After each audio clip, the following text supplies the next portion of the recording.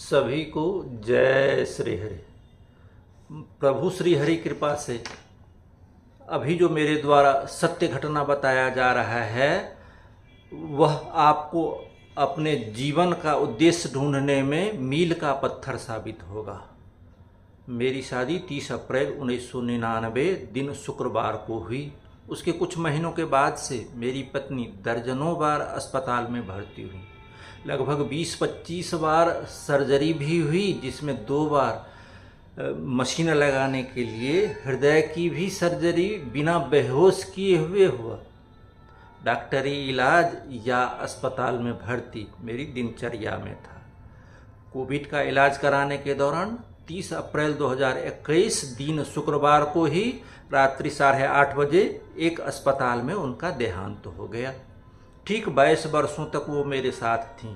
मेरे लिए ये दुर्भाग्य था या सौभाग्य, ये तो बाद में पता चलेगा। औरों के लिए था या नहीं, लेकिन बच्चों के लिए तो ये दुर्भाग्य ही था। इससे भी बड़ा दुर्भाग्य तो उनके लिए था कि उनके साथ न उनके माता पिता, न कानूनी माता पिता, न भाई रिश्तेदार, न बच्चे गए। तो सबसे निकटतम मैं, जिनका आधा मैं था, पति और पत्नी एक और एक 2 नहीं होते, बल्कि आधा और आधा 1 होते हैं, मैं भी साथ नहीं गया। अपने साथ अपने उपयोग की वस्तुएं भी नहीं ले गई। इतना ही नहीं, अस्पताल में मेरे साथ मेरा भांजा था। उसने कहा उनके लिए रो लीजिए, मैं नहीं रोया। अगले सुबह जब एम्बुलेंस से लाश एवं मैं अपने बच्चों को लेकर मैं लगभग एक साथ ही गांव पहुंचा, तब अपने चचेरे भैया जो अपनी भतीजी की शादी में बनारस से गांव आए थे, वो मुझको पकड़कर रोने लगे। फिर भी मैं नहीं रोया। यह वीडियो देखने वाले लोग यही सोच रहे होंगे कि ये आदमी है या जानवर। संवेदनहीनता की तो पराकाष्ठा हो गई। हो सकता है कुछ लोग यह भी सोच रहे होंगे कि मैं उनके मरने से खुश हो रहे होंगे, इसलिए नहीं रोए होंगे। सामान्य तौर पर मैं यह कह रहा हूँ कि मैं रोता तो मेरे बच्चे भी बहुत अधिक रोते और उपस्थित परिजन भी, तो लोग इस तर्क से सहमत हो जाएंगे। लेकिन प्रभु श्री हरि भगवान विष्णु जी की कृपा से जीवन और मृत्यु की सत्यता जो बताने जा रहा हूँ, उसे यदि समझ लेंगे तो आपके मन में कोई प्रश्न नहीं रहेगा तथा अपने जीवन का लक्ष्य स्वयं निर्धारित कर लेंगे और अपना जीवन सफल कर लेंगे। सभी लोग कृपया ध्यान से धैर्यपूर्वक सुनेंगे। अब परमात्मा का दिया एक अंश सभी प्राणियों में होता है, जिसे आत्मा कहते हैं। आत्मा जब किसी शरीर में रहता है तब वह शरीर जीवित रहता है। आत्मा शरीर छोड़ देता है तो वह प्राणी मरा हुआ कहलाता है। ये जानते होंगे कि सभी प्राणियों में भगवान का अंश है। यही आत्मा ही भगवान का अंश होता है। भगवान यानी पालनहार, मोक्ष देने वाले परमात्मा श्री हरि विष्णु भगवान ही हैं। उन्हीं का अंश हम लोगों में भी आत्मा के रूप में है।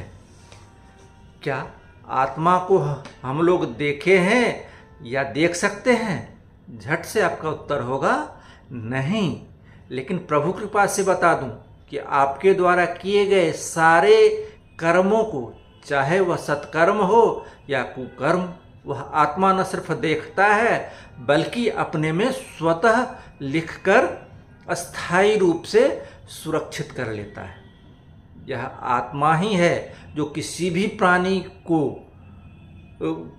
प्राणी के द्वारा उसके किए गए कर्मों को अंदर समेटे रहता है और उस प्राणी के वर्तमान जीवन एवं आगामी जीवन की दिशा एवं दशा तय करता है।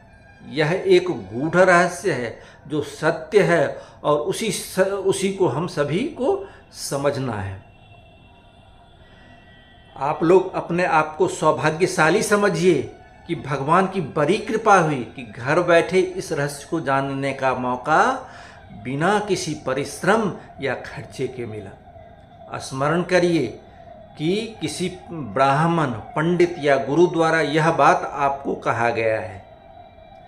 कभी यदि किन्हीं को कहा भी गया है तो उसको ध्यान में रखते हैं आप लोगों से दोनों हाथ जोड़कर निवेदन कर रहा हूं, दोनों हाथ जोड़कर, कि इस रहस्य को अब हमेशा ध्यान में रखकर कार्य करेंगे, क्योंकि वही आत्मा ही स्वर्गलोक, नरकलोक, देवलोक, दानवलोक, पृथ्वीलोक, श्री विष्णुलोक या अन्य लोक जाता है, न कि स्थूल शरीर। आप लोगों से हाथ जोड़कर निवेदन क्यों कर रहा हूं? क्योंकि यदि आप इस रहस्य को सकारात्मक रूप से लेकर समझ गए और अपना लिए तो आपका मानव जीवन पाना सफल हो जाएगा, जो प्रभु कृपा से मेरे लिए एक अतुलनीय उपलब्धि हो जाएगी। आगे हम लोग आत्मा के अन्य पहलू को जानेंगे। प्रभु कृपा से यह आशा है कि हरे राम राम राम हरे हरे, हरे कृष्ण कृष्ण कृष्ण हरे हरे को अब जपने के लिए अब कहना नहीं पड़ेगा। जय श्री हरि।